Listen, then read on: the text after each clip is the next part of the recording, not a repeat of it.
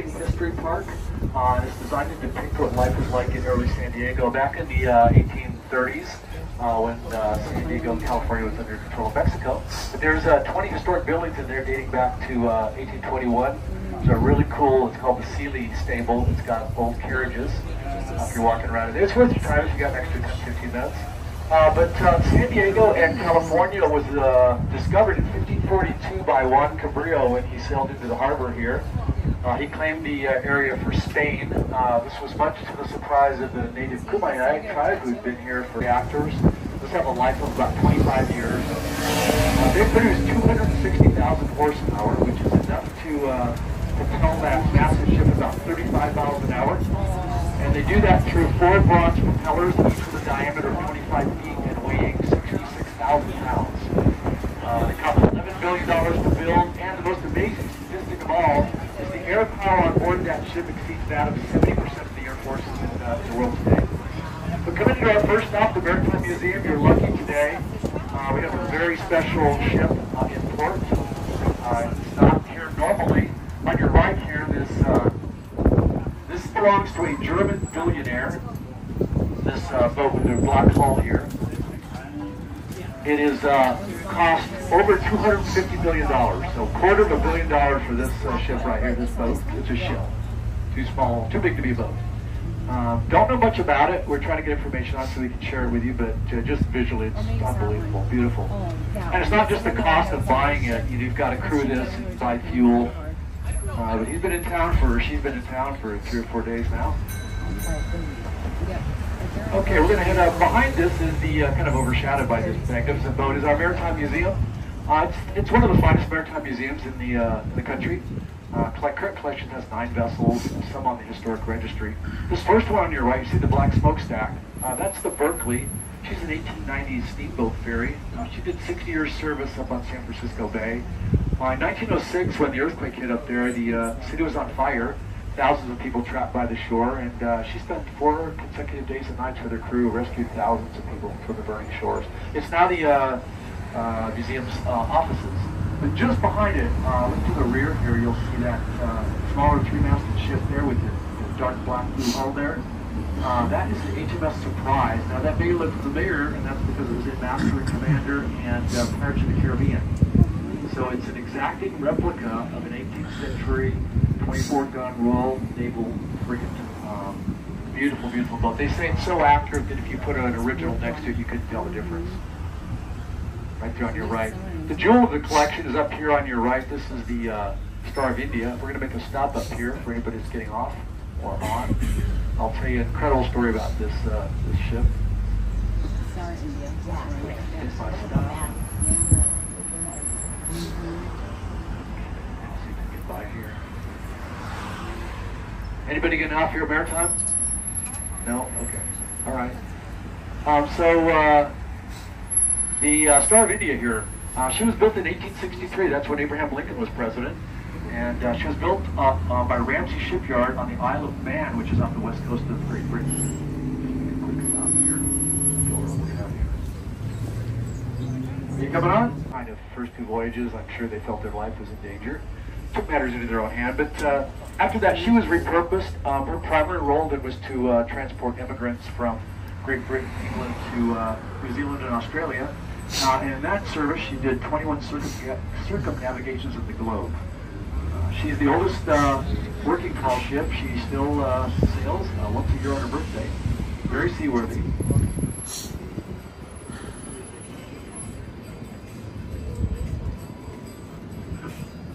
Next stop is going to be the Embarcadero, so if you're going to the Midway, this next stop will be where you need to get out.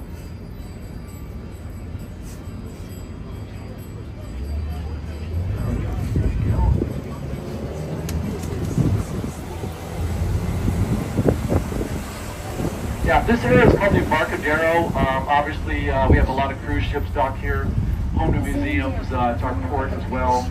That's the Zaandam. We just had a Disney ship in here last week. Oh, did you? Where did you start? Fort Lauderdale. Oh, wow. How is it? Having fun? Awesome. Great. Yep. It looks like a beautiful ship. Yeah. I know someone that worked on that ship. Yeah, if you go online, there's a local group called Hornblower. They run dinner cruises, fairly good-sized vessels. Nothing Kapila tayo. a couple days ago. Lugi tayo dito. Ano? Okay, again, this is our Embarcadero stop. Getting off here from the Midway. Yeah. I've been to this place already. Okay. Getting off? Okay. Hang on a sec. Have fun, guys. Watch your step going down. Thank you. Thank you, guys. Bye-bye. Coming up onto the Midway, there's too many points of interest in the area. I have a lot of highlights here. Obviously, the Midway, she was commissioned in 1945, immediately after the end of World War II. At the time, she was the largest ship in the world and remained that way for 2 years. When deployed, she carried over 90 aircraft, 4,000 sailors, and they served 12,000 meals a day there.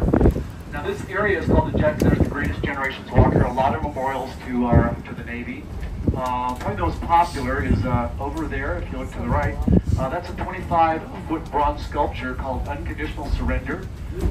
That commemorates the unconditional surrender of Japan. And there's a photograph taken of that. It was a sailor and a nurse embracing in Times Square.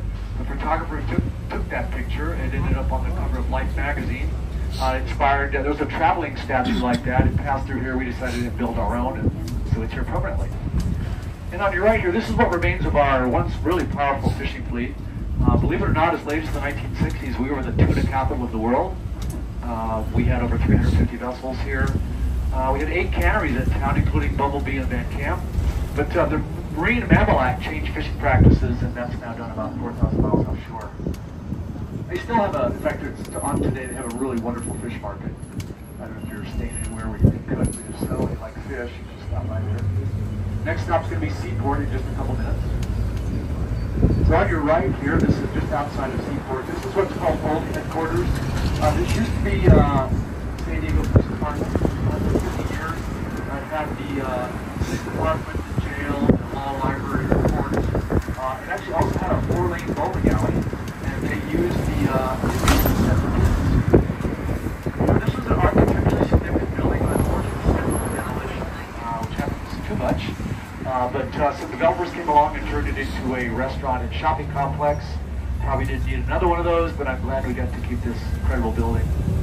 The jail is restored. You can go in there, and for those of you that haven't been in jail. On your left, this is our SEAL tour. This is owned by our company. This is the water equivalent of this tour. They give a tour. Ayun yung sinasabi ko, SEAL tour. It's pretty cool. If you're interested in that, you're entitled to discounted tickets because you're on the trolley today. You can see a guest services coordinator when you get off. Put up some really beautiful views here.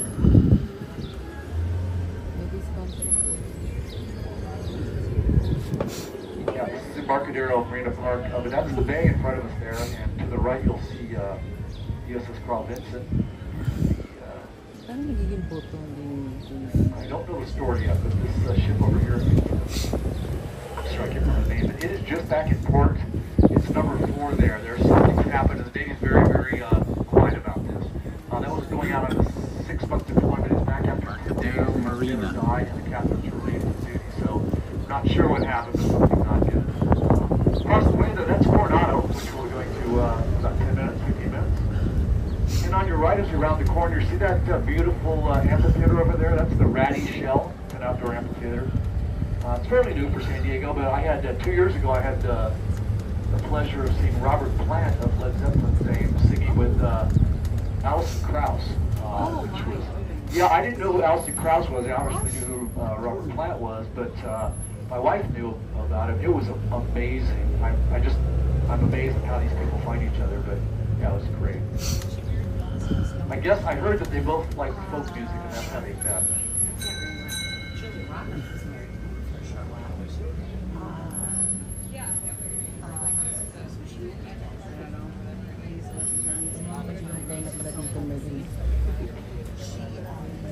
Anybody getting off here?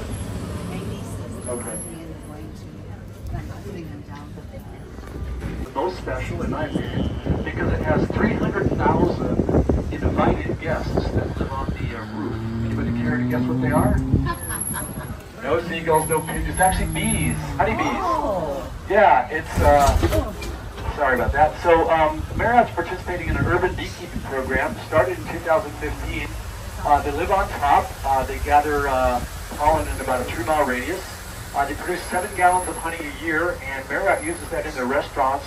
They also give some of it to local craft brewers and distillers. So yeah, a really cool example of sustainability. Anybody getting off? Okay, just 1 second, we'll get out of here. Unique tree.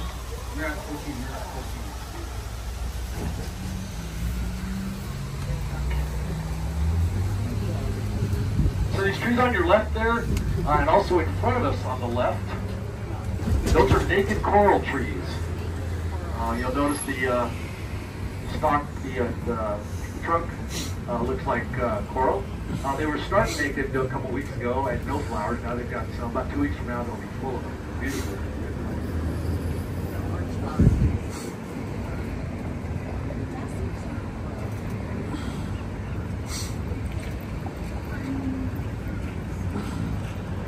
We'll be heading into Gaston. Martin Luther King Promenade. It is a 14-acre linear park. You just have to halfway there. There's 30 plaques there engraved with Dr. King's words. Nice little spiritual walk if you get the time. And over on our left there also, there's a children's park, dog park, and our children's museum. Been around for 30 years. Just incredible museum. Lots of hands-on experiences there. So we're coming into what was called Newtown, San Diego. There was a 42,000 people. I'm sure you know it was a facility. They paid $60 million for the naming rights. Every year they hold an incredible event. They allow the fans to bring their dog to a game. And it's crazy, it's fun for everybody with the groundskeeper. Happy guy, but his hazard pay that day. Notable events here. This is where Barry Bonds hit his 755th home run to Ty Hangara.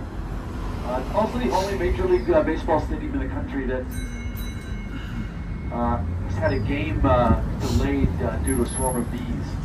They landed in left field on a chair, and it took them 2.5 hours to get them out of there. I think it was the bees from Marriott. It makes sense to me. Don't know that for sure. Okay, Petco. Anybody getting out of Petco? Everybody's going to Coronado, right? Mark. Open the doors so I can see what I did.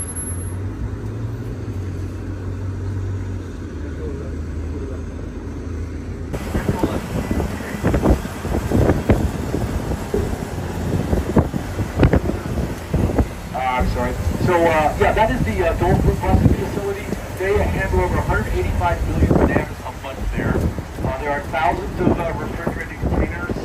They export bananas all over the United States. This is also our Port of San Diego. We're the fourth port, including Long Beach, Los Angeles, San Francisco. It's about 3 million cargo. Automobiles. Hang on a second. We can cross the tracks. 2.3 miles long, 248 feet high, and that height was dictated by the U.S. Navy. That's what was required in order for them to get their carriers out.